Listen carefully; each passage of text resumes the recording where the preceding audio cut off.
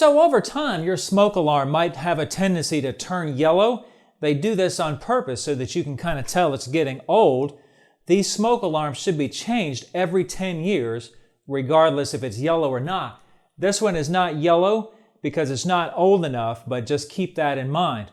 All right, now there's a date code on the back that you can see right here, okay, that shows the date. And that date code will apply for a hardwired one like this or a battery-only one that you might have in your house if you have an older house. Now, if you're within that 10 years, you might just want to replace the battery if your smoke alarms are still good. A low battery will cause a chirping sound, an annoying chirping sound that's going to keep you up, so you'll have to investigate what's going on. There's different ways to replace the battery. Some smoke alarms have a battery cover that you slide open from the top. This one has one that you flip around from the side. There's a tab around here somewhere. You just pull the tab and pull the battery out. I have seen some that access from the back.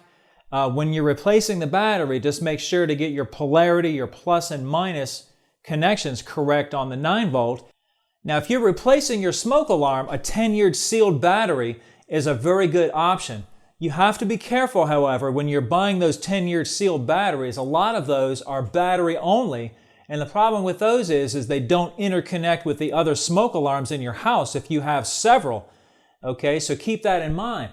We're going to be working with a 10-year sealed battery smoke alarm in this video today, but it's also a hardwired version of it so that it will interconnect.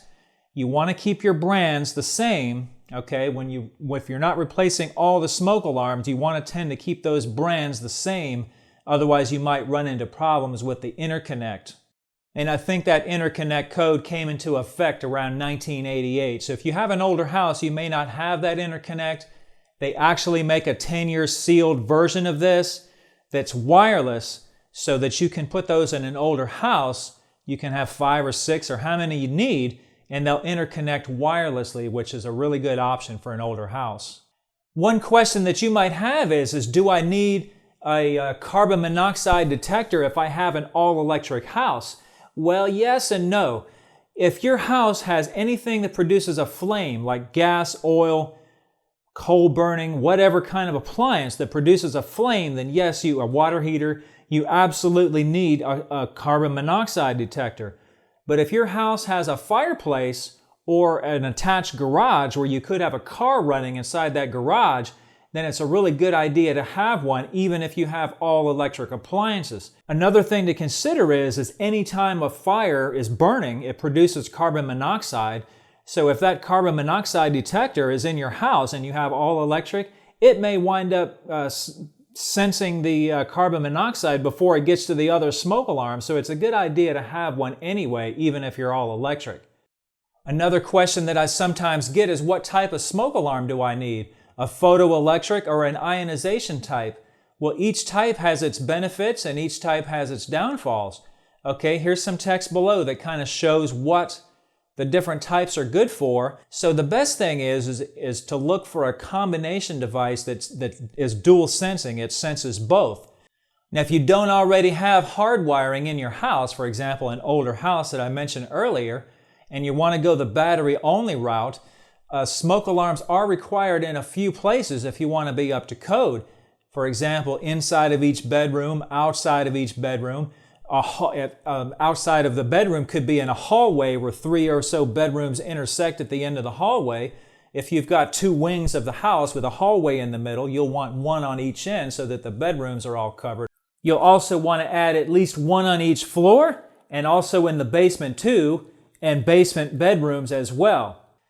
Typically, you're going to not want to put those in kitchens. The ovens have a habit of setting off smoke alarms while you're cooking.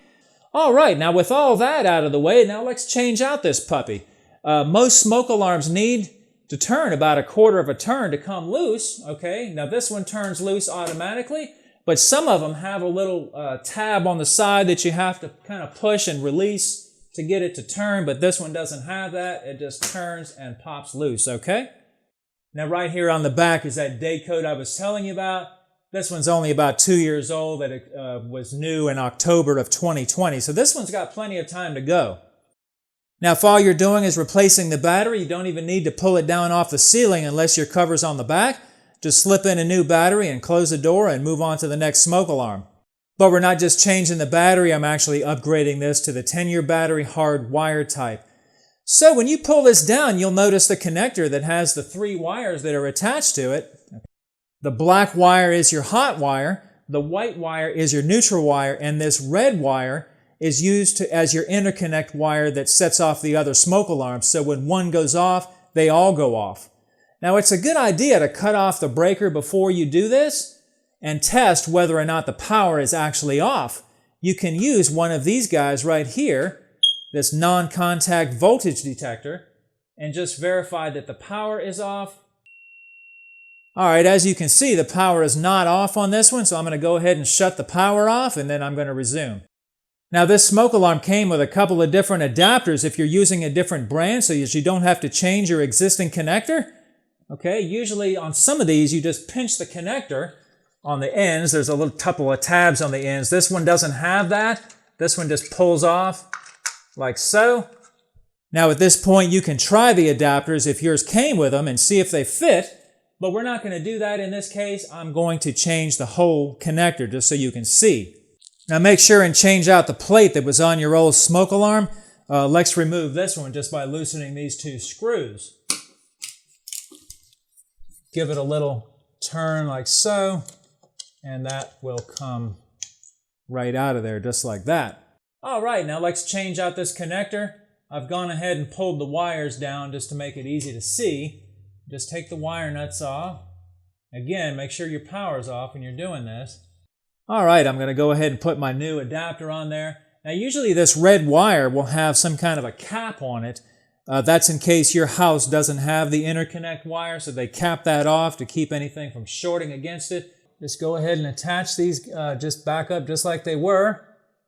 Red to red, black to black, white to white.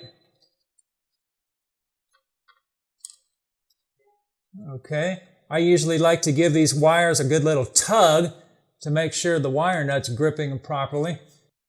And those are all ready to go.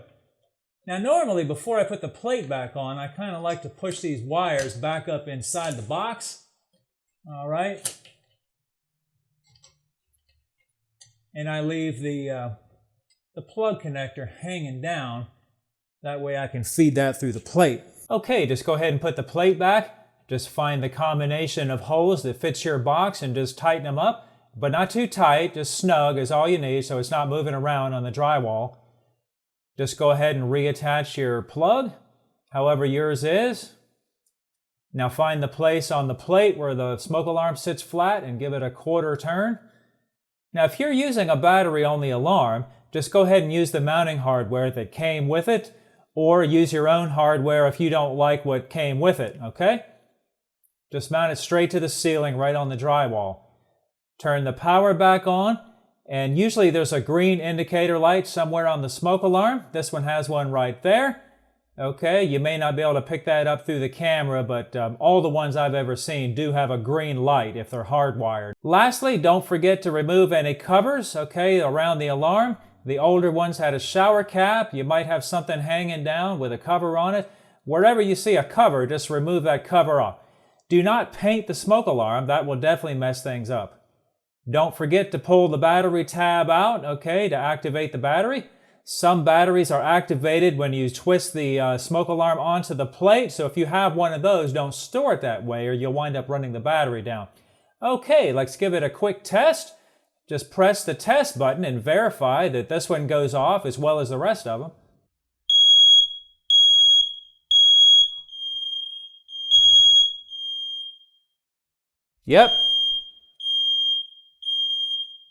Yep, I can hear this one working as well as the rest of the house is working too. That's how it's supposed to work. You should do this test around once a month, okay? That's all I have for you on this. Thanks for watching.